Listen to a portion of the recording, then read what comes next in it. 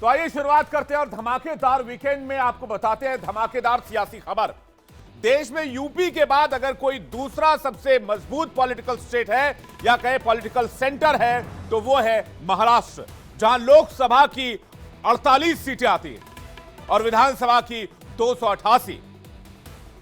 और इसी बड़े राज्य में बड़ा सियासी घमासान मचा हुआ है। तीन तस्वीरें आपके सामने रखते हैं।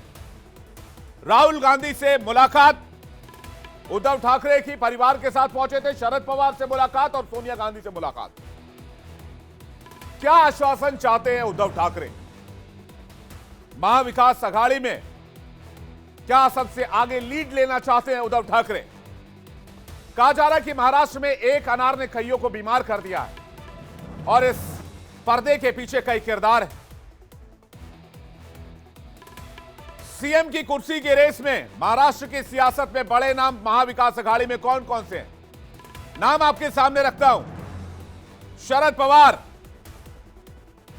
उद्धव ठाकरे, कांग्रेस से पृथ्वीराज चौहान, ये सभी बड़े नेता महाविकास आघाड़ी के सभी आने वाले विधानसभा चुनाव में सीएम पद का चेहरा बनना चाहते हैं। महत्वाकांक्षा तो है और यही चाहत महाअघाड़ी में दरार की पहली वजह बन सकती है।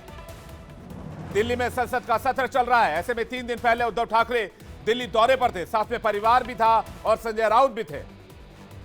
उद्धव ठाकरे ने दिल्ली में सोनिया गांधी से मुलाकात की, शरद पवार से मुलाकात की, राहुल गांधी से भी मुलाकात की। इस मुलाकात के बाद खबर आई कि उद्धव दिल्ली किस मंशा से आए थे।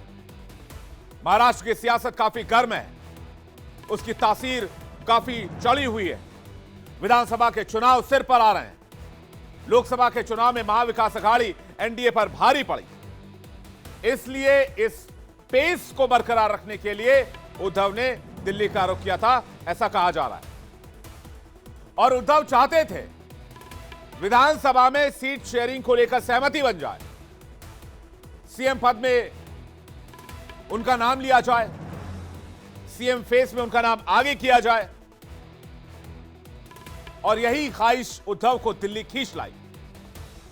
मुंबई के अखबारों में बड़े बड़े आर्टिकल छप रहे हैं और छपवाए जा रहे हैं कि उद्धव ठाकरे जी एक विशेष अभियान को लेकर, विशेष मुहिम पर पूरे परिवार के साथ दिल्ली गए, कि वहां कांग्रेस के बड़े नेताओं से मिलकर के यह तय करना चाहते थे या तय कराना चाहते थे कि आगामी विधानसभा चुनाव में महाविकास आघाड़ी की तरफ से मुख्यमंत्री का चेहरा करके उनको घोषित किया जाए। और लगातार ये प्रयास किया उन्होंने कि एमबीए की बैठकों में या इंडिया आघाड़ी के नेताओं के साथ मिलकर के एक आम सहमति बनाई जाए कि उनका चेहरा प्रोजेक्ट करके महाविकास आघाड़ी विधानसभा चुनाव में उतरे। लेकिन दिल्ली का दौरा फेल हो गया। जो उनकी इच्छा थी वो पूरी नहीं हुई। जिस अभियान पे निकले थे वो अभियान नाकाम साबित हुआ। कांग्रेस ने साफ साफ मना कर दिया। कांग्रेस ने कहा है कि हम महाविकास आघाड़ी का कोई नेता चुनाव से पहले तय नहीं करेंगे और चुनाव के बाद जो भी नतीजे आएंगे उसके आधार पर तय किया जाएगा। दिल्ली में सोनिया गांधी, मल्लिकार्जुन खड़गे, राहुल गांधी, शरद पवार के साथ उद्धव ठाकरे ने आम आदमी पार्टी के संयोजक अरविंद केजरीवाल की पत्नी से भी मुलाकात की, जिसके बाद उद्धव ठाकरे ने कहा कि चेहरे तो बनाने ही पड़ेंगे और एनडीए के पास तो कोई लायक चेहरा भी नहीं है। मेरे साथी थे जब मैं मुख्यमंत्री था, तो उनका कहना है मैंने शानदार काम किया था, तो उनको पूछो। और चेहरा होना चाहिए तो सब साथ में मिलकर चेहरा बनाओ, मुझे कोई आपत्ति नहीं। मैं तो यही मानता हूं कि महाविकास आघाड़ी का गठन जो हुआ है वो किसी व्यक्ति के लिए नहीं है, देश के लिए नुकसान पहुंचाने वाली जो युति है, महाराष्ट्र को नुकसान पहुंचाने वाली नहीं, महाराष्ट्र को लूटने वाली जो महायुति है, उसको सत्ता से भगाने के लिए हम इकट्ठा आए हैं। मुख्यमंत्री जी की बात हम बैठकर कभी भी तय कर सकते हैं और हमारे यहाँ तो चेहरे हैं। महायुति के पास जो चेहरे हैं उनमें से मैं तो मानता हूं एक भी लायक नहीं है। चलिए महाराष्ट्र की सियासी नब्ज टटोलते हैं और देखते हैं पिछले 3 दिन में दिल्ली टू मुंबई क्या क्या हुआ है। दिल्ली उद्धव इसलिए आए थे कि महाराष्ट्र में एक बार फिर वो बिग ब्रदर की तरह लड़ सके। लोकसभा में भी शिवसेना उद्धव गुट ने 21 सीटों पर चुनाव लड़ा था, जबकि कांग्रेस को 17 और एनसीपी शरद पवार को 10 सीटें ही मिली थी। महाराष्ट्र के विधानसभा चुनाव के लिए 288 सीटों पर चुनाव होंगे, क्योंकि महाराष्ट्र विधानसभा में 288 सीटें हैं और इस चुनाव में शिवसेना ज्यादा से ज्यादा सीटों पर लड़ना चाहती है। विधानसभा चुनाव में अभी 2 महीने का वक्त बचा है, लेकिन ये चुटकियों में निकल जाएगा। उद्धव भी इस बात को जानते हैं, इसलिए वो अपनी बात सबसे पहले रख रहे हैं। चुनाव आयोग कभी भी तारीखों का ऐलान कर सकता है, इसलिए उद्धव अपनी तैयारी में कोई कोर कसर नहीं छोड़ना चाहते हैं। उद्धव एक बार फिर से सीएम बनना चाहते हैं। ज्यादा सीट पर लड़ेंगे तो जीत की ज्यादा संभावना होगी, ज्यादा नंबर्स की संभावना होगी। फॉर्मूला भी यही तय किया गया है, जिसकी जितनी हिस्सेदारी उसकी उतनी भागीदारी। सरकार बनाने में भागीदारी ज्यादा रहेगी तो हिस्सेदारी ज्यादा मिलेगी। एक बार फिर महाराष्ट्र में पावर सेंटर बनना चाहते हैं उद्धव ठाकरे। लोकसभा के चुनाव में महाविकास अघाड़ी ने एनडीए को बड़ा झटका दिया था और कांग्रेस 13 सीट के साथ सबसे बड़ी पार्टी बनकर उभरी। ऐसे में एक बार फिर महाविकास अघाड़ी सत्ता में आना चाहती है। मुंबई से दिल्ली आकर उद्धव ठाकरे ने सीएम पद के चेहरा को घोषित करने की मांग उठाई थी, लेकिन इस मांग के बाद से ही रार छिड़ गई। महाविकास अघाड़ी में महासियासत का दौर शुरू हो गया। महाविकास अघाड़ी के तीनों ही दल अपनी पार्टी के प्रमुख चेहरे पर दांव लगाने की जुगत में। दिल्ली में सोनिया गांधी से मिलकर लौटे उद्धव ठाकरे के बारे में कहा गया कि महाराष्ट्र विधानसभा चुनाव में अघाड़ी की तरफ से सीएम फेस वही होंगे। संजय राउत की तरफ से बयान सामने आया, लेकिन जैसे ही यह बयान सामने आया, कांग्रेस ने फौरन इसका खंडन किया। कांग्रेस अध्यक्ष नाना पटोले ने साफ साफ कहा कि विधानसभा चुनाव में महाविकास अघाड़ी ही चेहरा होगा और रिजल्ट के बाद यह निर्णय लिया जाएगा कि कौन मुख्यमंत्री बनेगा। कांग्रेस के वरिष्ठ नेता पृथ्वीराज चव्हाण ने और साफ किया और स्पष्ट किया और कहा कि चुनाव के समय महाविकास अघाड़ी का कोई चेहरा नहीं होगा। विधानसभा चुनाव के बाद जिसकी जितनी ज्यादा सीट आएगी, सत्ता का बंटवारा उसी हिसाब से होगा, मुख्यमंत्री उसी का बनेगा। एनसीपी ने भी इस बात से इनकार किया। एनसीपी एसपी यानी कि शरद पवार वाली एनसीपी। वहीं दूसरी ओर संजय राउत ने डिमांड कर दी कि उद्धव ठाकरे को ही सीएम फेस घोषित किया जाना चाहिए। अब नेताओं के बीच इस सियासी खींचतान को लेकर आप क्या कहेंगे? और इसी मुद्दे को लेकर इन नेताओं के बीच बयानबाजी भी तेज हो गई। संजय राउत को बहुत बदनाम करते रहते हो मीडिया में। संजय राउत ऐसा नहीं कहा है कि संजय राउत ने कहा कि हम महाविकास अघाड़ी करके ही हम आगे जाएंगे और महाविकास अघाड़ी यही हमारा चेहरा है। महाविकास अघाड़ी करके यही चेहरा रहेगा। हमारी सीट शेयरिंग की बातें पूरी हो गई है, चर्चा चल रही है। 3 पार्टी में सीट शेयरिंग के बारे में कोई तनाव नहीं, कोई मतभेद नहीं। हमें चाहते हैं हर सीट पर ऐसा उम्मीदवार, ऐसी पार्टी लड़े जो वहां जीत सकती है। कहा जाता है एक वक्त ऐसा भी था जब आदरणीय बाला साहब ठाकरे ने महाराष्ट्र की सत्ता सरकार से बाहर रहकर चलाई, लेकिन उद्धव ठाकरे महाराष्ट्र के सीएम बने और सरकार चलाई। इसके बाद कहा जाता है या कहा जा सकता है कि उनको सीएम पद पर बैठना क्या होता है इसका एहसास है। ताकत सीएम की क्या होती है यह भी पता है। और आज की तारीख में शिवसेना को महाराष्ट्र में फिर से रिवाइव करना है। जो उद्धव ठाकरे के पास शिवसेना है, उसके लिए उनका फेस बनना बहुत जरूरी है। यानी कि शिवसेना के रिवाइवल के लिए, पार्टी काडर के लिए और अपनी राजनीतिक जमीन को न सिर्फ बचाने बल्कि सियासी भविष्य को पुख्ता करने के लिए उद्धव ठाकरे का सीएम बनना जरूरी है और ये वो जानते हैं। इसलिए वो अपनी तरफ से पूरी कोशिश कर रहे हैं। दिल्ली से मुंबई लौटने के बाद बताया जा रहा है कि महाराष्ट्र विधानसभा चुनाव को लेकर सीट शेयरिंग करीब करीब तय कर ली गई। उद्धव ठाकरे जो कि महाराष्ट्र जब महाविकास आघाड़ी की सरकार थी उसमें वो मुख्यमंत्री के तौर पर थे, उसको लेकर उन्होंने कहा है कि जब चुनाव प्रचार में जाएगी, यानी महाविकास आघाड़ी जब चुनाव प्रचार में जाएगी तो हमारा कोई जो बीजेपी की तरफ से एक कोई फेस अगर हो सकता है, उसी तरीके से महाविकास आघाड़ी का भी सीएम के लिए कोई फेस हो, कोई चेहरा हो, ताकि चुनाव प्रचार में वोटर्स जो हैं वह अच्छे तरीके से वोट कर सकें। और एक बात कह सकते हैं, भले ही खुले जबान से नहीं लेकिन दबी जबान से साफ तौर पर उद्धव ठाकरे चाहते हैं कि उनको महाविकास आघाड़ी का सीएम का चेहरा एक ऐलान कर दिया जाए, ताकि कम से कम जब महाविकास आघाड़ी का जो चुनाव प्रचार होगा उस तरीके से एक महाविकास आघाड़ी का एमपी की तरफ से बड़े फेस के तौर पर सीएम का फेस होगा तो जरूर वोटिंग परसेंटेज अच्छा हो सकता है, ऐसा उनका मानना है। लेकिन इस पूरे मामले पर अब तक उद्धव ठाकरे की दाल नहीं गल पाई है, क्योंकि इस पूरे मामले पर जब वह 3 दिनों तक दिल्ली में मीटिंग किया, उन्होंने सोनिया गांधी से लेकर तमाम जगहों पर मुलाकात किया, लेकिन शरद पवार हो या सोनिया गांधी हो या राहुल गांधी हो, सभी लोगों ने अब तक अपनी सहमति नहीं जताई है। और खबर यह आ रही है कि हर कोई चाहता है कि जिस पार्टी का जितना अधिक अगर एमएलए आएंगे वही पार्टी महाराष्ट्र की सरकार में सत्ता में आएगी, यानी सीएम का फेस उसी का होगा, यह बात सामने आ रही है। लेकिन अब देखना होगा कि क्या एमबीए की तरफ से सीएम का कोई फेस चुना जाता है या फिर उद्धव ठाकरे के जिस तरीके से लोगों का मंसूबा है कि वह सीएम का फेस चेहरा हो, उनके तमाम मंसूबों पर पानी फिरता है। लेकिन जाहिर सी बात है कि जिस तरह के 3 दिनों तक वह दिल्ली में रहे, कहीं न कहीं उनको लेकर मुंबई में तमाम जगहों पर एक होर्डिंग लगाई गई है, जिसमें वह शरद पवार और सोनिया गांधी और राहुल गांधी के सामने नतमस्तक होते हुए दिखाई पड़ रहे हैं। ऐसा कार्टून बनाकर तमाम जगहों पर पूरी तरीके से एक होर्डिंग और पोस्टर लगाकर उन्हें इस तरह दिखाया जा रहा है कि दिल्ली के सामने कैसे उद्धव ठाकरे झुकने को मजबूर है। कैमरामैन चंदन सिंह के साथ अभिषेक शर्मा, इंडिया डेली, मुंबई से। तो सुन लिया आपने महाराष्ट्र से जमीनी हकीकत क्या कह रही है, लेकिन अंदर खाने खबर यह मिल रही है, सोर्सेस ये बता रहे हैं, सूत्रों के हवाले से मुझे जो जानकारी मिली है, सीट शेयरिंग पर बात लगभग फाइनल हो चुकी है।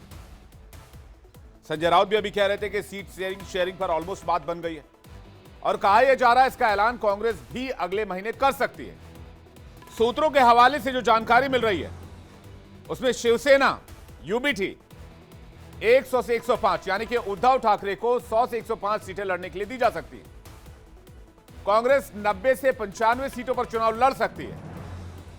एनसीपी एसपी 85 से 90 सीटों पर चुनाव लड़ सकती है। यह वही फॉर्मूला है जिसके आधार पर एमवीए ने लोकसभा का चुनाव लड़ा था और महायुति के खिलाफ अच्छी कामयाबी हासिल की थी। और कहा यह जा रहा है कि एमवीए एक बार फिर से इसी फॉर्मूले पर काम करने को तैयार है। महाराष्ट्र में शिवसेना, शिंदे गुट और बीजेपी की गठबंधन सरकार 8 नवंबर तक काम करेगी, क्योंकि तभी तक इस सरकार का कार्यकाल है। इसके बाद नई सरकार का गठन होगा, इसलिए 8 नवंबर से पहले न सिर्फ चुनाव कराना जरूरी है बल्कि 8 नवंबर से पहले नतीजे भी आ जाने चाहिए। महाराष्ट्र की अगर सियासी तस्वीर को देखें तो महाराष्ट्र विधानसभा में कुल 288 सीटें हैं। बहुमत के लिए 145 सीटें चाहिए होती हैं। अभी एनडीए के पास 201 विधायक हैं, महाविकास आघाड़ी के पास 67 विधायक हैं।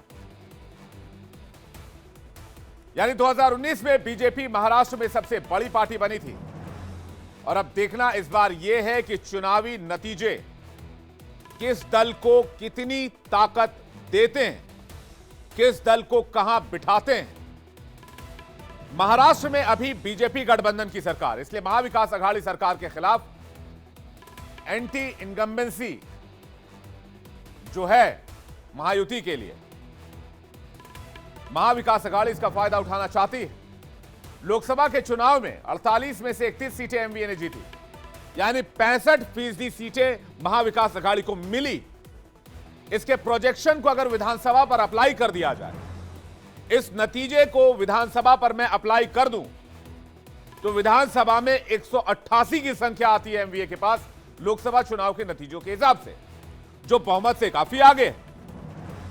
महाराष्ट्र में अब सर्वे का दौर भी शुरू हो गया, जिसमें कहा जा रहा है कि सत्तारूढ़ महायुति को मुंबई, कोंकण और उत्तर महाराष्ट्र में लाभ मिल सकता है। वहीं महाविकास आघाड़ी नागपुर, अमरावती, मराठवाड़ा, पश्चिमी महाराष्ट्र में बाजी मार सकती है। लेकिन यह केवल प्रोजेक्शन है, अनुमान है। अभी तो चुनाव की तारीखों का ऐलान भी नहीं हुआ है। ऐसे में चुनावी गुणागणित और समीकरण काफी हद तक बदलेंगे। लेकिन महाराष्ट्र की सियासी सरगर्मी में एक शख्स ने आग लगा दी। उस शख्स का नाम आपने पहले भी सुना होगा। मुंबई पुलिस के एक्स कमिश्नर परमबीर सिंह। महाराष्ट्र में गर्मी केवल सियासी नहीं है, बल्कि खुलासे ने भी महाराष्ट्र की सियासत के पारे को हाई कर दिया है। और खुलासा खुद मुंबई के पूर्व पुलिस कमिश्नर ने परमबीर सिंह ने किया है। परमबीर सिंह ने आरोप लगाया है कि उद्धव और अनिल देशमुख ने उनके खिलाफ साजिश की। झूठे केस में फंसाने और गिरफ्तार करने की साजिश रची गई। अर्बन लैंड सीलिंग केस में अनिल देशमुख ने आईओ यानी कि इन्वेस्टिगेशन ऑफिसर को आदेश दिए थे कि इनके खिलाफ केस बुक करो। वर्तमान डिप्टी सीएम देवेंद्र फडणवीस को भी गिरफ्तार करने की साजिश थी। सीएम एकनाथ शिंदे को भी गिरफ्तार करने की साजिश थी। आप खुद सुनिए महाराष्ट्र के मुंबई के एक्स पुलिस कमिश्नर क्या कह रहे हैं। पुराने केस का इन्वेस्टिगेशन चल रहा था, उसमें संजय पांडे के माध्यम से उसमें ऐसी इंस्ट्रक्शंस थी कि किसी प्रकार से श्री फडणवीस को और मेरे को उस केस में घसीटा जाए, हमको इन्वॉल्व किया जाए। और इतना ही नहीं, एक जो और बात बताना चाहूँगा, उस केस में ऐसी भी इंस्ट्रक्शन दी थी संजय पांडे ने उस केस के तत्कालीन आईओ सरदार पाटिल को कि उसमें उस समय जो सरकार का हिस्सा थे प्रेजेंट अभी के माननीय मुख्यमंत्री श्री एकनाथ शिंदे को भी उस केस में घसीटा जाए, उनको अरेस्ट किया जाए। ये बात भी उस समय के आयोग के ऊपर प्रेशर लाके संजय पांडे ने की थी और वो डायरेक्ट इंस्ट्रक्शंस ले रहा था श्री अनिल देशमुख से, श्री शरद पवार से और उस समय के मुख्यमंत्री श्री उद्धव ठाकरे से। आइए रुक करते हैं सीधे मुंबई का। मेरे सहयोगी अभिषेक हमारे साथ जुड़ रहे हैं और जानते हैं उनसे कि इस वक्त इस मामले को लेकर मुंबई में क्या सरगर्मी है। अभिषेक, अभी हमने थोड़ी देर पहले आपकी रिपोर्ट देखी जिसमें आपने महाराष्ट्र के सियासी हालात और महाविकास अघाड़ी की जो अंदर की टेंशन है उसको लेकर आपने रिपोर्ट बताई। लेकिन ये परमबीर सिंह का मामला क्या है अभिषेक, ये जरा दर्शकों को बताइए। बिल्कुल, देखिए परमबीर सिंह आपको पता ही है कि मुंबई के पूर्व पुलिस कमिश्नर रहे और इनके ऊपर जब अब महाविकास अघाड़ी की सरकार थी, यानी जब उद्धव ठाकरे सीएम थे और अनिल देशमुख उसमें गृह मंत्री थे, उस वक्त बड़े पैमाने पर इनके ऊपर कई सारे आरोप लगे और आरोप को लेकर इनको जाहिर से निलंबित कर दिया गया। और निलंबित करने के बाद यह दिखाया गया कि हो सकता है गिरफ्तार किया जा सकता था परमबीर सिंह को। देखिए मामला कई सारे इनके ऊपर था, जैसा खुद जिक्र कर रहा है अर्बन सीलिंग एक्ट का पुराना मामला था जिसमें परमबीर सिंह को और देवेंद्र फडणवीस सहित कई लोगों को इस पर मामला दर्ज करने का आरोप था और लगातार दबाव चल रहा था, उसके बाद वो गिरफ्तार करना था। देखिए यह बात तो देखिए जो कह रहे हैं परमबीर सिंह, यह तो जगजाहिर है, सबके सामने है, लेकिन सच्चाई यह उठती है अब इस बात को लेकर जो राजनीतिक गलियारे में चर्चा इस बात को लेकर है कि आखिरकार परमबीर सिंह अभी इतने दिनों बाद या यूं कहें इतने महीनों बाद अचानक क्यों ये सब बातें यही कर सवाल रहे मैं हैं। अभिषेक आपसे अगला लेना चाहता था। मेरा यही सवाल आपसे था, क्या आने वाले चुनाव से इसका कोई कनेक्शन है? बिल्कुल, देखिए जो जानकार है जाहिर सी बात है, जैसा कि मैं जहां तक यहां पर देख रहा हूं, इसका साफ मतलब है कि बिल्कुल चुनाव से देखकर देखा जा रहा है और चुनाव के मद्देनजर परमबीर सिंह का, इसके पहले बता दूं आप परमबीर सिंह का बयान के पहले सचिन वजे जो कि महाराष्ट्र के पूर्व यहां पर ऑफिसर है यानी इंस्पेक्टर है, जो अंतिलिया वाले मामले मुकेश अंबानी के घर के पास जो कि जिलेटिन वाला मामला था उसमें गिरफ्तार हुए पड़े हुए हैं, जेल में है और वह आकर जब वह मेडिकल टेस्ट के लिए जाते हैं उस वक्त सचिन वजे बयान देते हैं। तो कहीं न कहीं देखिए तमाम ऐसे बयान अचानक महाविकास अघाड़ी के खिलाफ या उद्धव ठाकरे के खिलाफ, अनिल देशमुख के खिलाफ या शरद पवार के खिलाफ अचानक आ रहा है, इसलिए कहीं न कहीं दाल में कुछ काला जरूर नजर आ रहा है। अभिषेक, एक ब्रेकिंग न्यूज मुझे मिल रही है। अभिषेक, एक ब्रेकिंग न्यूज मुझे मिल रही है, मैं इस पर बात करने के लिए आपके पास आऊंगा, लेकिन देवेंद्र फडणवीस का रिएक्शन इस खबर पर आया परमबीर सिंह वाले मामले पर, वो बताऊं आपको। लेकिन इससे पहले बड़ी खबर आ रही है, महाराष्ट्र विधानसभा चुनाव से जुड़ी हुई ब्रेकिंग न्यूज है। यह बड़ी खबर है महाराष्ट्र विधानसभा चुनाव से जुड़ी हुई कि आरएसएस और डिप्टी सीएम फडणवीस के बीच मुलाकात हुई है। महाविकास अघाड़ी सरकार के दौरान जो काम हुए, जो विकास हुए चुनाव लड़ने की महायुति सरकार, माफ कीजिएगा, महायुति सरकार के दरमियान जो काम हुए हैं, जो आगे की रणनीति बनी है, आगामी विधानसभा चुनाव जो होने वाले हैं उसको लेकर आरएसएस और देवेंद्र फडणवीस डिप्टी सीएम के बीच मुलाकात हुई है। अभिषेक के पास चलेंगे। अभिषेक, क्या जानकारी मिल रही है आपको? एक तो खबर यह भी है कि एकनाथ शिंदे भी अपने आप को पॉपुलर करने के लिए और लोगों तक अपनी पहचान पहुंचाने के लिए बहुत तेजी से कोशिश कर रहे हैं, तो क्या महायुति में भी कुछ ठीक नहीं? और ये आरएसएस और देवेंद्र फडणवीस की मुलाकात क्यों हुई है? बिल्कुल सही कहा आपने। बिल्कुल देखिए आरएसएस और देवेंद्र फडणवीस की मुलाकात, चूंकि देवेंद्र फडणवीस उसी नागपुर से रहने वाले हैं जहां पे आरएसएस का मुख्यालय है, या यूं कहें आरएसएस का गढ़ है, तो देवेंद्र फडणवीस को आरएसएस की मुलाकात कोई नहीं है। मुलाकात लगातार कई बार होती रहती है, लेकिन हाँ, यह मुलाकात इसलिए है मानी जा रही है क्योंकि चुनाव कुछ ही महीनों में है महाराष्ट्र में, और उस चुनाव के मद्देनजर मुलाकात करना, और मुलाकात करने का मतलब साफ है कई सारे बातों पर ग्रीन सिग्नल लिया जाता है कि आखिरकार कैसे किस तरीके से आगे बढ़ना है। तो जरूर आरएसएस ने देवेंद्र फडणवीस के जरिए महाराष्ट्र की स्थिति को समझने का बिल्कुल प्रयास किया है। लेकिन आपने तो जो और दो नाम लिए हैं, एक नाम एकनाथ शिंदे का, लेकिन एक नाम मैं और लेना चाहूंगा, अजीत पवार का नाम। देखिए अचानक ये दो नेता जो कि महाराष्ट्र के मुख्यमंत्री एक हैं उप मुख्यमंत्री हैं, यह अचानक दो नेता अपने आप में बहुत ज्यादा एक्टिव होते हुए दिखाई पड़ रहे हैं। हालांकि एकनाथ शिंदे जब से हैं वह कहीं न कहीं जाते रहते एक्टिव होते हैं, लेकिन अजीत पवार अब तक शांत बैठे थे, लेकिन वह अब एक्टिव हो चुके हैं, महाराष्ट्र का दौरा कर रहे हैं और कई सारे ऐसे नियमों का वह बात कर रहे हैं जो केंद्र सरकार को अपील कर रहे हैं कि वह नहीं करना चाहिए था। यानी अपने आप को यानी कि अभिषेक, एक बात तो तय है कि महाराष्ट्र की सियासत आने वाले कुछ समय में कई दिलचस्प मोड़ लेने वाली है, और ये मोड़ न सिर्फ महाविकास अघाड़ी में बल्कि महायुति में भी देखने को मिल सकते हैं। आपका बहुत बहुत धन्यवाद हमारे साथ जुड़ने के लिए और तमाम अपडेट्स हम तक पहुंचाने के लिए। अभिषेक हमारे साथ जुड़े थे मुंबई से। आइए अगली बड़ी खबर का रुख करते हैं, चलते हैं पश्चिम बंगाल। पश्चिम बंगाल में जो खबर सामने आई है वो खबर पूरे देश को आक्रोशित कर रही है।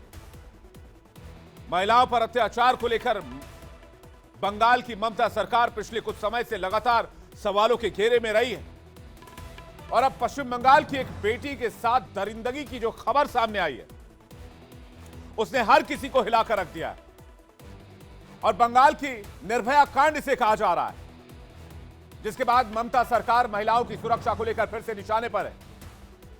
तस्वीरें धुंधली है, लेकिन इस तस्वीर की आवाज बहुत मजबूत है। बंगाल की ये बेटी बहुत होनहार थी, माता पिता और उसका सपना पूरा हो चुका था।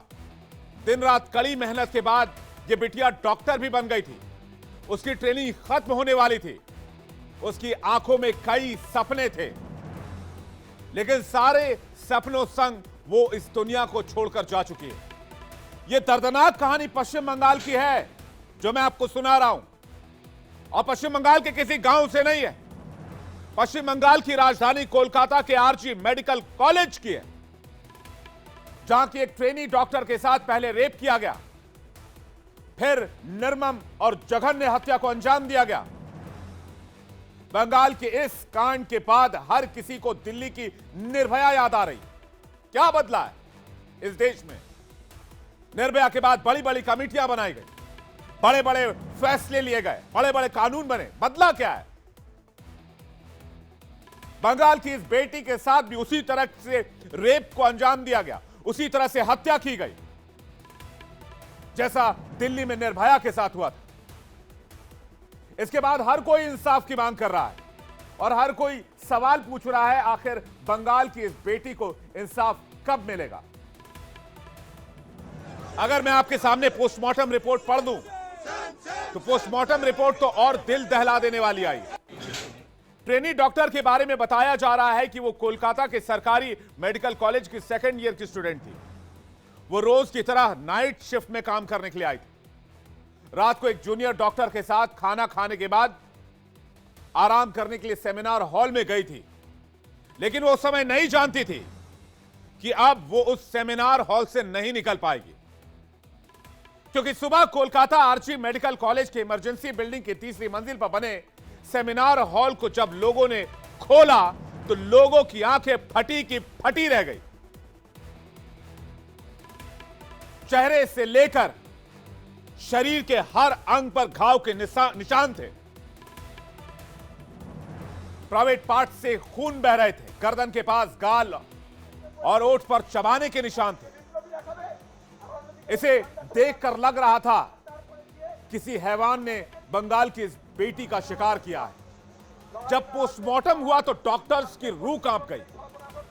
4 पन्नों की पोस्टमार्टम रिपोर्ट में खुलासा हुआ, हत्या से पहले ट्रेनी डॉक्टर के साथ रेप की वारदात को अंजाम दिया गया। महिला डॉक्टर के प्राइवेट पार्ट से खून बह रहा था। उनकी दोनों आंख और मुंह से भी खून बह रहा था। चेहरे, नाखून पर चोट के निशान थे। महिला डॉक्टर के पेट, बाएं पैर, गर्दन, दाएं हाथ, ओठ पर भी चोट के निशान मिले। साथ ही गर्दन की हड्डियां टूटी हुई थी। माना जा रहा है कि रेप के बाद गला घोटकर इस लड़की की हत्या कर दी गई। बंगाल में इस जघन्य वारदात के बाद चारों तरफ सवाल उठ रहे हैं। ये दिल्ली की निर्भया कांड की रिपीटेशन है। जिस तरीके के घटना हम देख रहे हैं, ये दर्शाता है कि पश्चिम बंगाल में लॉ एंड ऑर्डर सही नहीं है। Specially it is not at all safe for the women. जो बताया जाता है कि रिकॉर्ड को दिल्ली नहीं भेज के, एनसीआर में डेटा नहीं भेज के ये प्रूफ करने की कोशिश होता है कि कलकत्ता बहुत सेफ है। लेकिन ये घटना दर्शाती है एक मेडिकल कॉलेज जो इंटर्न, एमडी इंटर्न, उनके ही मेडिकल कॉलेज के अंदर में अगर ऐसे रेप एंड मर्डर हो जाती है, जो प्राथमिक जो इन्वेस्टिगेशन हुआ उसमें जो आया है, अगर वो सही है तो ये बहुत ही शर्मनाक घटना है और सरकार को इसका रिस्पॉन्सिबिलिटी लेना चाहिए। पुलिस का बयान सामने आया है। पुलिस मानती है कि आरोपी ने महिला डॉक्टर का मुंह सबसे पहले बंद किया, मुंह में कपड़ा ठूसा, उसके बाद रेप की वारदात को अंजाम दिया। इसके बाद गला घोटकर हत्या कर दी गई और इस दौरान महिला डॉक्टर ने बहुत संघर्ष का प्रयास किया। खुद को बचाने के लिए काफी देर तक लड़ी और बचने की कोशिश में सफल नहीं हो पाई। लाश की जो स्थिति थी उससे पता चलता है कि आरोपी ने हैवानियत की सारी हदों को पार कर दिया। जिसने भी उस बिटिया की लाश को देखा वो रो पड़ा।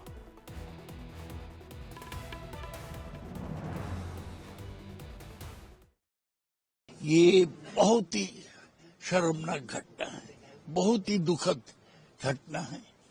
हमको सब सिर झुक जाता है कि एक डॉक्टर जो एमडी पढ़ रही थी उस पर ऐसी अत्याचार हुआ। तो इंक्वेस्ट रिपोर्ट अभी नहीं आया है, आने से सब बताएंगे। यहाँ अस्पताल के प्रिंसिपल है, डीएमई है, वो लोग बताएंगे। जैसे ये मामला सामने आया, पूरा कोलकाता उबलने लगा। दिन भर हंगामे का दौर चला। पुलिस ने पहले से आत्महत्या बताया, लेकिन अर्धनग्न शरीर की हालत कुछ और ही कहानी बयां कर रही थी। ऐसा लगता है पुलिस इस मामले को दबाना चाहती थी, आनन फानन में रफा दफा करना चाहती थी। लेकिन पोस्टमार्टम रिपोर्ट से साफ हो गया कि बंगाल की इस बेटी के साथ दरिंदगी की सारी हदें पार की गई। महिला डॉक्टर की रेप के बाद हत्या की खबर मिलने के बाद पूरा परिवार टूटकर बिखर गया। परिवार का रो रो कर बुरा हाल है। जो परिवार कुछ समय पहले तक अपनी बेटी के डॉक्टर बनने से जश्न मना रहा था, खुशी में झूम रहा था, जो मां अपनी बेटी की कामयाबी का बखान करते थक नहीं रही थी, वही मां इस खबर को सुनने के बाद पूरी तरह टूट गई और अब यह नहीं समझ पा रही है कि आखिर उनकी बेटी के साथ ऐसा क्यों। কেউ বলে রেপ করেছে, কেউ বলে মার্ডার করেছে, কেউ বলে টাকা। জানি রবীন্দ্রনাথ, আর কাউকে বলবো না। আমি এটা বলতে পারি না। कोलकाता की ट्रेनी महिला डॉक्टर की जिस बेरहमी से हत्या की गई, उसके बाद पूरा कोलकाता गुस्से में उबला हुआ है। कोलकाता के आरजी मेडिकल कॉलेज के छात्रों ने इस जघन्य अपराध के विरोध में कैंडल मार्च निकाला और इंसाफ की मांग की। वहीं मेडिकल कॉलेज के अंदर महिला डॉक्टर की रेप के बाद बर्बरता से हत्या के बाद फीमेल जूनियर डॉक्टर और नर्स हड़ताल पर चले गए। उनका कहना है कि आखिर इतना बड़ा हॉस्पिटल होने के बावजूद भी एक महिला के साथ इस तरह का जघन्य इस तरह की वारदात कैसे हुई। अस्पताल में सुरक्षा नहीं होने की वजह से वो आगे काम नहीं करना चाहती।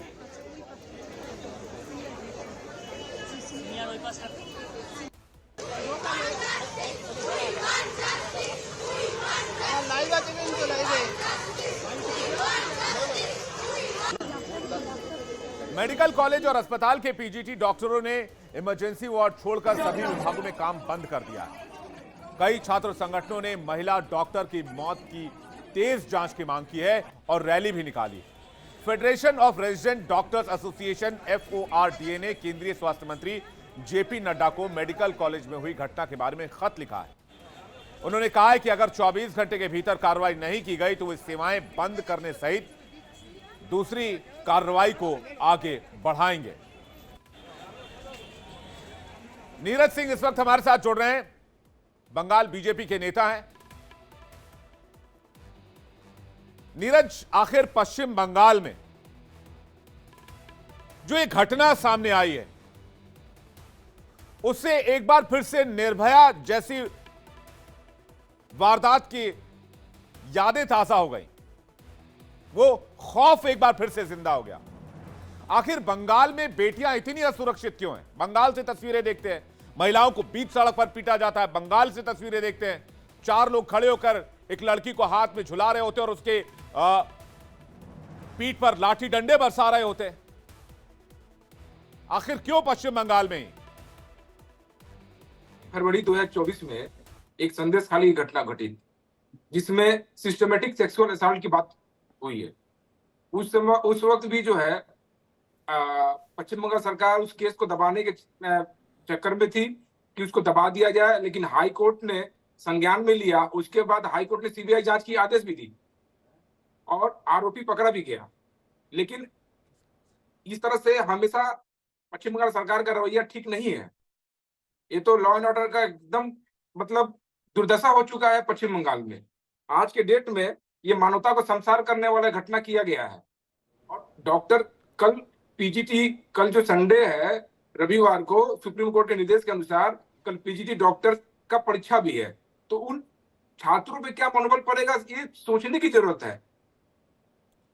आगे जाकर एक जिस रूप में मतलब जो है कि यदि डॉक्टर स्ट्राइक पे चले जाएंगे तो बंगाल के जो नागरिक है उनको जो जरूरी जो सेवा है वो तो उससे वंचित हो जाएंगे। यदि सरकार के रवैये से तो यहाँ पे सब कुछ ठप हो जाएगा। नहीं, जब माहौल सुरक्षित नहीं मिलेगा तो कोई काम कैसे करेगा? नीरज, मैं आपके पास वापस लौटूंगा, लेकिन इसमें पहले ये दर्शकों को बता दें कि आखिर अभी तक पुलिस की तरफ से क्या एक्शन लिया गया है। कोलकाता के पुलिस आयुक्त विनीत कुमार गोयल ने कहा है कि महिला डॉक्टर के पोस्टमार्टम की वीडियोग्राफी भी की गई। अब तक मिले सबूतों के आधार पर आगे कार्रवाई की जा रही है। कोलकाता रेपकांड मामले में CCTV फुटेज के आधार पर एक संजय नाम के आरोपी को गिरफ्तार किया गया है, जिसे पुलिस ने सियालदह कोर्ट में पेश किया, जहां से उसे 14 दिन की न्यायिक हिरासत में भेजा गया है। इसके अलावा कोलकाता पुलिस ने अपराध की जांच के लिए SIT का गठन किया है, जिसमें हत्या विभाग के सदस्य, जिसमें कहा जा रहा है कि अलग अलग विभाग के सदस्य और बाकी लोग शामिल हैं। पुलिस ने बताया कि गिरफ्तार किया गया आरोपी संस्थान से बाहर का है। वो मेडिकल कॉलेज के ज्यादातर डिपार्टमेंट में आसानी से आता जाता था। उसकी गतिविधियां काफी संदिग्ध थी और वो सीधे तौर पर अपराध में शामिल हुआ है, ऐसा दिखता है। पुलिस को ब्लूटूथ ईयरबड का एक फटा हुआ हिस्सा भी मिला था। इस सुराग के जरिए ही वो आरोपी तक पहुंच पाई। वहीं कई डॉक्टर्स ने भी CCTV से अपराधी की पहचान की है। सूत्रों से यह भी पता चला है कि आरोपी संजय जॉय सिविक वॉलंटियर है, जो ट्रैफिक प्रबंधन के लिए बने पुलिस इकाइयों में पुलिसकर्मियों की मदद करता था। वो राज्य में प्रमुख त्योहारों के दौरान और उन जगहों पर पुलिस की सहायता करता था जहां पर ट्रैफिक ज्यादा लगती थी या जहां इलीगल पार्किंग होती थी। अब पुलिस ये पता लगाने की कोशिश कर रही है कि आरोपी के साथ और कौन कौन इस मामले में शामिल था। वहीं कोलकाता रेपकांड के बाद ममता सरकार पर सवाल है। सवाल जायज भी हैं। बेटियों की सुरक्षा से जुड़ा हुआ सीधा मामला है। कोलकाता जैसे बड़े शहर में हुआ है और आखिर जिस राज्य की मुख्यमंत्री ही महिला हो, अगर वहां महिलाएं सुरक्षित नहीं हैं तो फिर महिलाओं की सुरक्षा कहां होगी? पश्चिम बंगाल की मुख्यमंत्री ममता बनर्जी ने इस मामले को लेकर कहा है कि उनकी सरकार महिला डॉक्टर की रेप के बाद हत्या के मामले में दोषी आरोपियों के लिए मौत की सजा की मांग करेगी। साथ ही ममता बनर्जी ने यह भी कहा है कि उन्होंने अधिकारियों से यह तय करने को कहा है कि मामले की सुनवाई फास्ट ट्रैक कोर्ट में हो। हमारे साथ नीरज लगातार बने हुए हैं। नीरज, ममता बनर्जी कह रही है इस केस को फास्ट ट्रैक अदालत में ले जाएंगे और यह भी कह रही है कि आरोपियों के लिए फांसी की सजा की मांग करेंगे। जी बिल्कुल, फांसी की सजा उसे मिलनी चाहिए और साथ में ये हाई कोर्ट की निगरानी में जांच हो। एसआईटी तो गठित हुई है, एक गठित हुई है, इसमें हाई कोर्ट जो है विशेष निगरानी रखे, तभी जांच सही रास्ते पे चल पाएगी, नहीं तो लिपापुती हो जाएगा। और हम तो कहते हैं कि जांच को सीबीआई जांच सौंप देना बेहतर, सबसे बेहतर है, और हाईकोर्ट की निगरानी में सीबीआई जांच हो जाए। जो अपराधी इसमें लिप्त है वो दूध का दूध पानी का पानी हो जाएंगे, जो बचाने का प्रयास हो रहा है तो बाहर निकल के चले आएंगे। ठीक है नीरज, बहुत बहुत शुक्रिया और बहुत बहुत धन्यवाद हमारे साथ जुड़ने के लिए और इस विषय पर हमसे बातचीत करने के लिए। लेकिन बंगाल में महिलाओं के खिलाफ बढ़ते अपराध को लेकर बीजेपी लगातार हल्ला बोल रही है और महिला डॉक्टर की रेप के बाद हत्या की इस घटना के बाद बीजेपी बंगाल की ममता सरकार पर और ज्यादा तीखे हमले कर रही है। घटना के बाद से ही जहां एक ओर बीजेपी के तमाम नेता विरोध प्रदर्शन कर रहे हैं, वहीं दूसरी ओर सीपीएम के कार्यकर्ता भी ममता सरकार के विरोध में सड़क पर उतरकर प्रदर्शन कर रहे हैं। इस बीच बीजेपी नेता और केंद्रीय मंत्री सुकांता मजुमदार उस अस्पताल में पहुंचे जहां का यह मामला है। बीजेपी नेताओं ने मामले की सीबीआई जांच और केंद्र सरकार के अस्पताल में शव का दोबारा पोस्टमार्टम कराने की मांग की है। जिस डॉक्टर को भगवान कहा जाता है, उसी डॉक्टर, भगवान रूपी डॉक्टर की दरिंदों ने बोटी बोटी नोच ली, ऑन ड्यूटी मौत के घाट उतार दिया और ऐसी दर्दनाक मौत दी कि यमराज तक काम जाए। इस पर बीजेपी ने प्रेस कॉन्फ्रेंस कर बंगाल की सरकार को घेरा। उन्होंने कहा कि पश्चिम बंगाल आज सरकारी आतंक का खौफनाक उदाहरण बन गया है। ये सारी जितनी भी आपराधिक घटनाएं हुई हैं, ये कहना गलत नहीं होगा, पश्चिम बंगाल में कानून व्यवस्था ध्वस्त है और हर बार की तरह ममता बनर्जी मस्त है, सुध नहीं ले रही ये पीड़िता का, ये परिवार से बात नहीं करती हैं, एक मजबूत संदेश देती हैं अपने टीएमसी गुंडा काडर को कि तुम भ्रष्टाचार करो, बलात्कार करो, तुम्हारा कानून भी कुछ नहीं बिगाड़ सकता। और उसके बाद सर्वोच्च न्यायालय और उच्च न्यायालय आदेश देते हैं और फटकार लगाते हैं ममता बनर्जी को। पश्चिम बंगाल में ममता दीदी के सरकार के तहत न मां, न माटी, न मानुष सुरक्षित है। जिस प्रकार से एक शव बरामद हुआ है एक महिला जूनियर डॉक्टर का एक सरकारी अस्पताल में, वो भी सेमिनार हॉल में उनकी ड्यूटी के बाद, आरजी कर मेडिकल कॉलेज में, उसमें पता चलता है कि उनके साथ बलात्कार और फिर उनकी हत्या की गई है। परिवार का भी यही कहना है, जो रिपोर्ट सामने आई है उससे भी यही प्रतीत होता है। परंतु सवाल ये पूछा जाएगा कि पश्चिम बंगाल में ममता बनर्जी होम मिनिस्टर भी है, हेल्थ मिनिस्टर भी है, और उधर अगर एक महिला डॉक्टर, एक जूनियर डॉक्टर जो ड्यूटी पर है, अस्पताल में ही सुरक्षित नहीं है, तो संदेश खाली में उनकी क्या स्थिति होगी। अब थोड़ा फ्लैशबैक में आपको लिए चलते हैं। कुछ महीने पहले की पश्चिम बंगाल की कुछ वीडियोस पर नजर डालते हैं जो वायरल हुए बहुत तेजी से। एक शख्स ने बीच सड़क पर एक महिला और पुरुष को बड़ी बेरहमी से पीटा। दावा किया गया कि वाकया कूच बिहार के चोपड़ा ब्लॉक का है। वीडियो में जो लड़का महिला को बेरहमी से पीट रहा है उसका नाम तजेमुल है, इलाके में जेसीबी के नाम से कुख्यात है।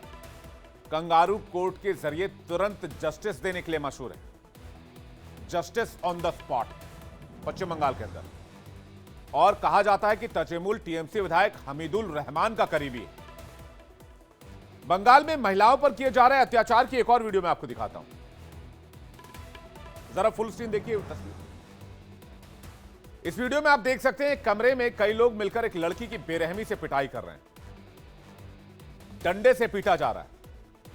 वायरल वीडियो में दावा किया गया कि टीएमसी विधायक मदन मित्रा के करीबी सहयोगी जयंत सिन्हा की कंगारू कोर्ट, इसमें वो अपने गिरोह के साथ लड़की की पिटाई कर रहा है, वो भी हवा में टांग कर।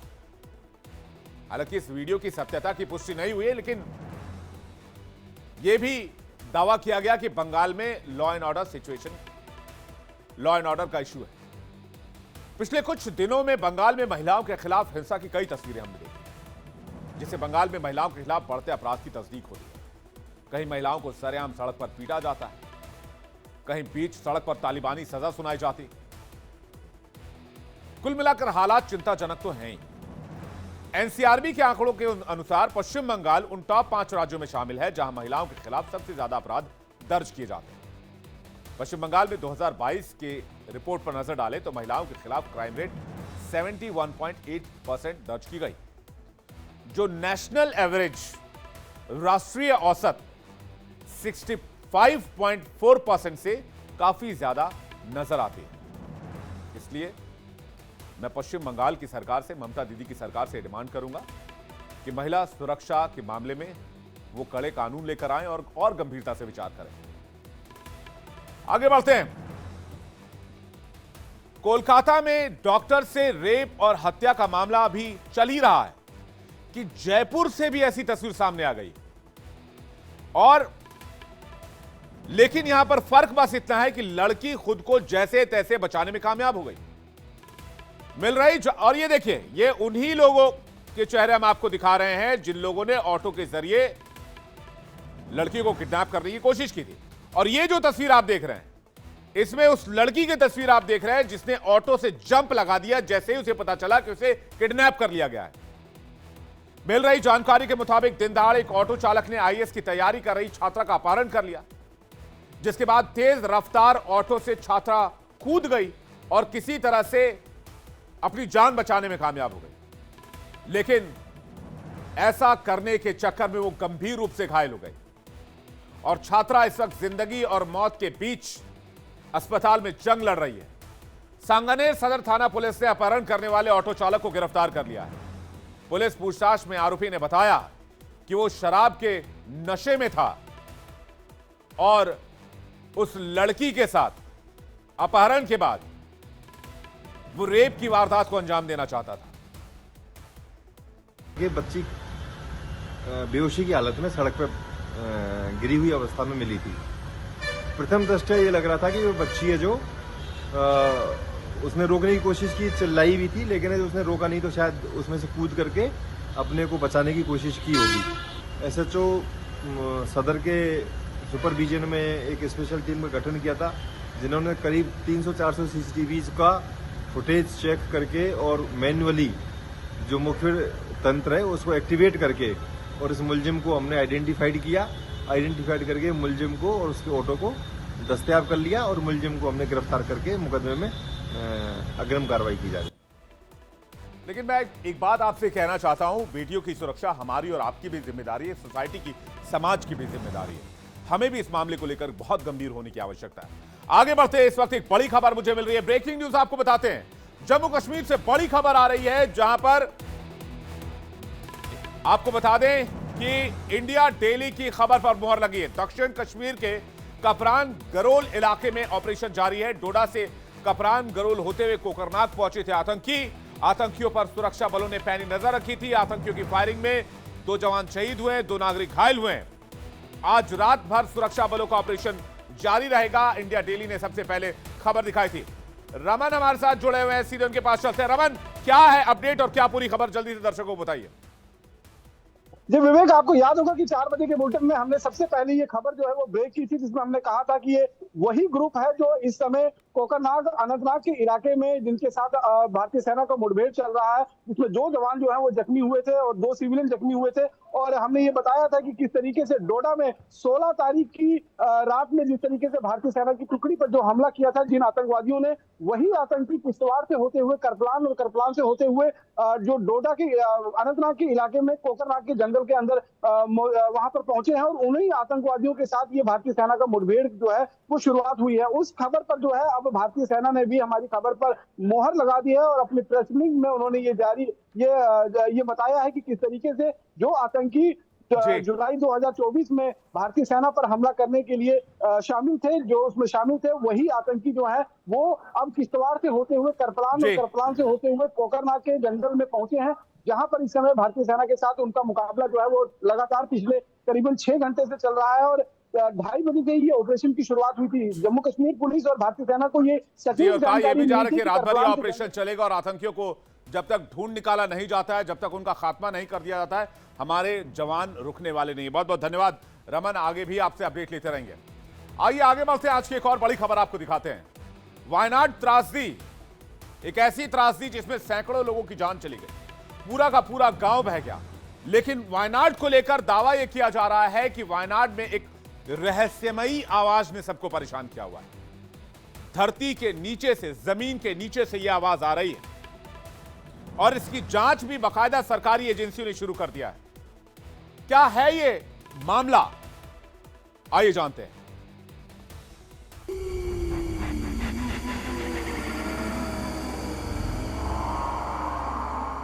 पाताल दैत्य की चीत्कार, रहस्यमयी आवाज से हाहाकार।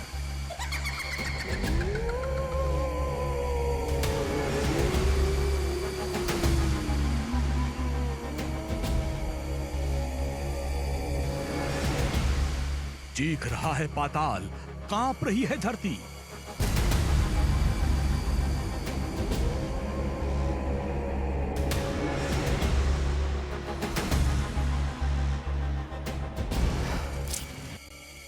पहले लैंडस्लाइड ने मचाई तबाही, अब वायनाड में धरती के नीचे से आ रही है डरावनी आवाज।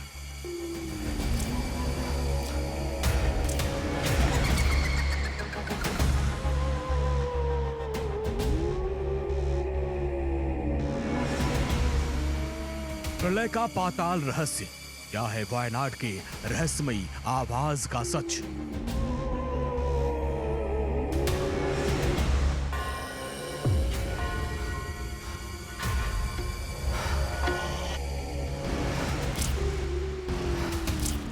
भारत समेत दुनिया भर में कई ऐसी जगहें हैं जहां रहस्यमयी आवाजें सुनाई देती हैं। ये आवाज कहां से आती है, क्यों आती है, इसका किसी को पता नहीं। और कुछ ऐसा ही मामला केरल के वायनाड से सामने आया।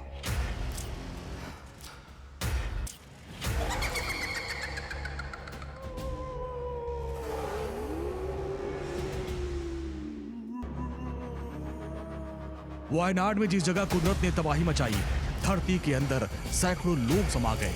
लैंडस्लाइड के पास से वहां 350 से अधिक लोगों की समाधि बन गई।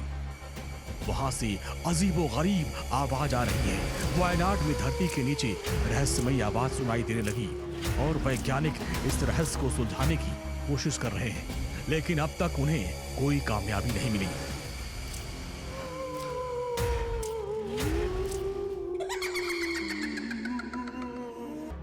मिल रही जानकारी के मुताबिक वायनाड जिले में 2 जगहों पर जमीन के नीचे से अजीब आवाज सुनाई दे रही है।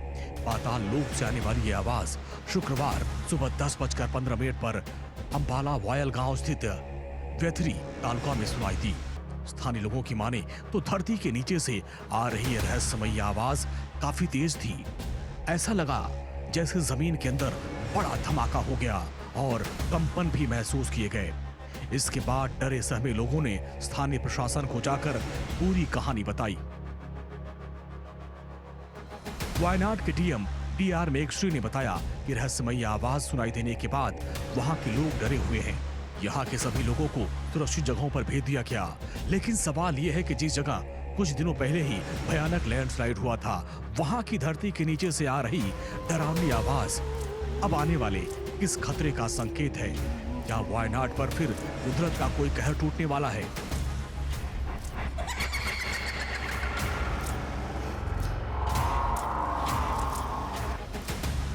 या फिर ये लैंडस्लाइड के बाद के साइड इफेक्ट हैं? इन सारे सवालों के बीच केरल के राज्य आपदा प्रबंधन प्राधिकरण ने रहस्यमयी आवाज की पड़ताल शुरू कर दी। साथ ही इलाके के स्कूलों में छुट्टी कर दी गई है।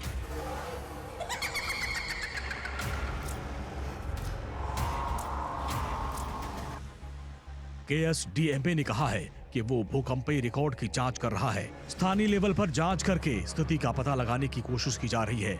अभी तक भूकंपीय रिकॉर्ड में हलचल होने का संकेत नहीं मिला है,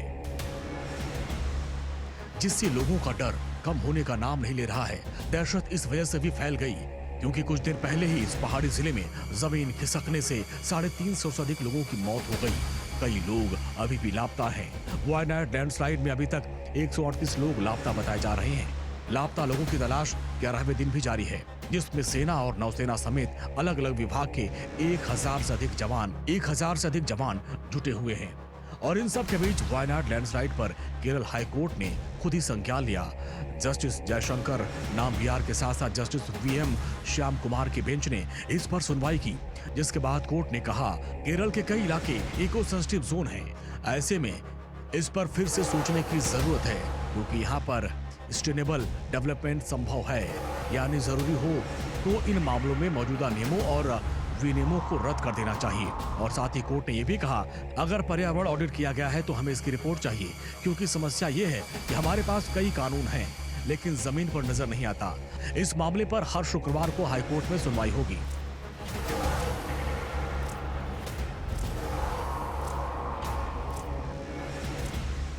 केरल के वायनाड में हुए भीषण लैंडस्लाइड के बाद आर्मी के जवान लगातार रेस्क्यू ऑपरेशन कर रहे हैं और मलबे में दबे कई लोगों को जिंदा बाहर निकाला गया। लेकिन वायनाड में जिस तरीके से अब धरती के नीचे से रहस्यमयी आवाज आ रही है, उससे यहाँ के लोग डरे हुए हैं।